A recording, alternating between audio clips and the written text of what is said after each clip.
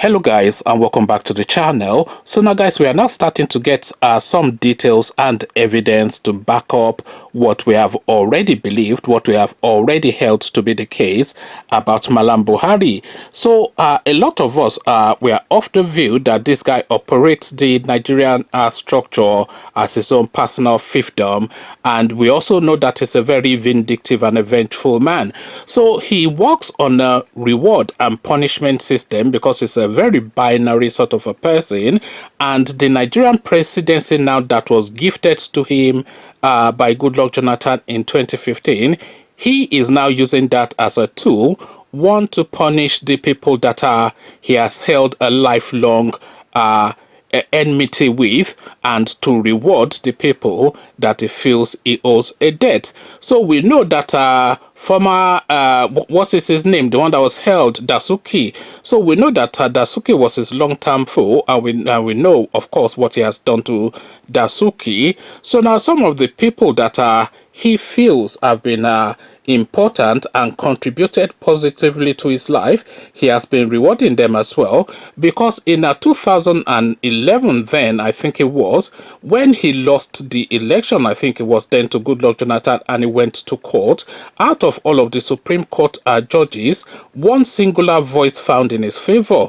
Now when Buhari became president, he appointed this guy who was then in his mid-80s at that time as the ambassador to no less a place than the United States of America. I cannot recall the guy's name now, but a very elderly man. He can't even stay on his feet. He walks with an aid. I'm not quite sure how lucid he is, but the most important country in the world, our ambassador to that country, has nothing to do with the competence of his role. In fact, he's not even a diplomat really. He was a former Supreme Court judge or something, certainly a former justice, and he was rewarded with that post solely for finding in favor of Malam Buhari in 2011. So I do all that preamble just to land at this headline. As guys, I bring you this: Buhari repaid my father by making me chief of army staff. Buratai, of course, the guy that recently retired or was let go. However, that played out. We don't really know. They are telling us that they resigned, but then, of course, the clamor for them to leave was that much. So now he is now coming out in the public space now to give some background details to his being, and the background detail that he is giving is not that Buhari appointed him because of his impressive record in the army or because of his high intellectual prowess. No, Buhari repaid my father by making me the chief of army staff, a headline attributed to Tukur Buratai. So now let's now see what Soldier Boy has to say about the Malami.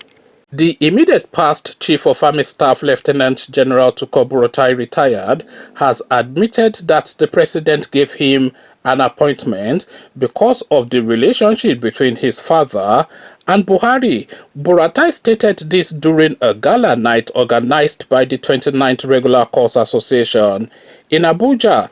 The event was to honor the ex-army chief as the longest serving Chief of Army Staff. So I never knew that, but apparently this ineffectual guy was actually the longest serving Chief of Army Staff. It carries on. According to him, his appointment in July 2015 was a prize for the loyalty of his father, Yusuf Buratai, to Buhari. Buratai's father was a non-commissioned officer in the Royal West African Frontier Force and a Second World War veteran who fought in Burma.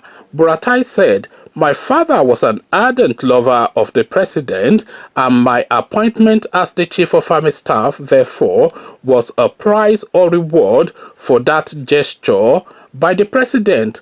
Of course, and as you have been told severally, we, the president and I, met in Njemina, and he saw me and felt I was the right person to be the chief of army staff at the very crucial and critical moment of our country's history.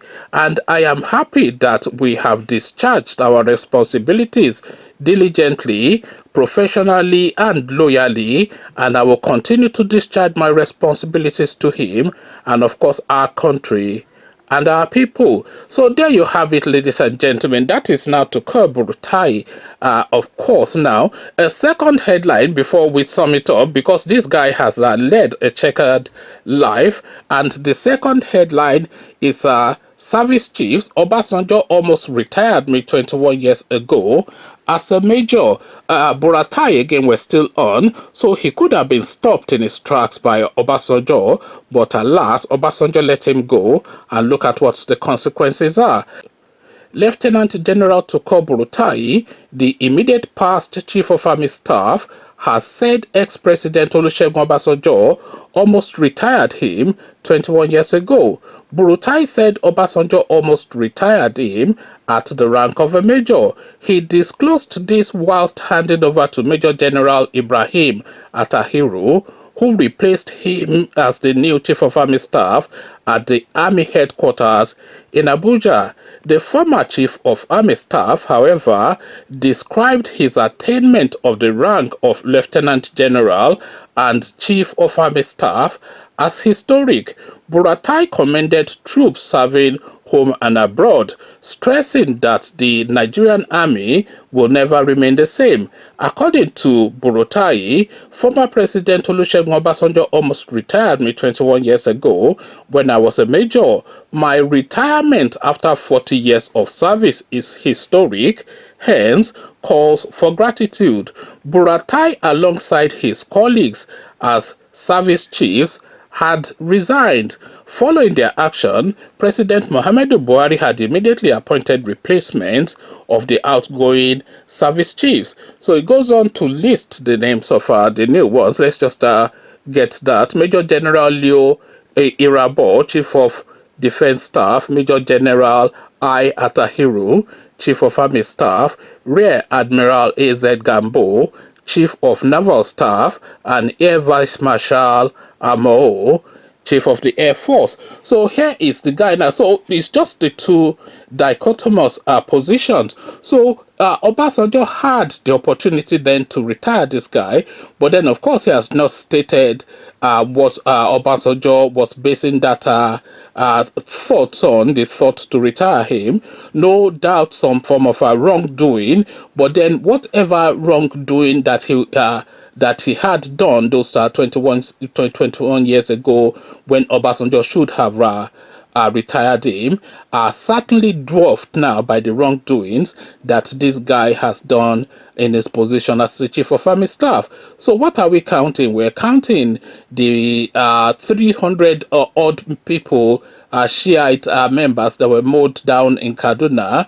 We're talking about the countless Shiite people that were mowed down in Abuja. We're talking about the IPOB members that were mowed down in the east, and we're talking about the Lekki Tollgate youth that were mowed down, all under this guy's watch and almost certainly his command. So there we have now two situations now. The Obasanjo could have retired him.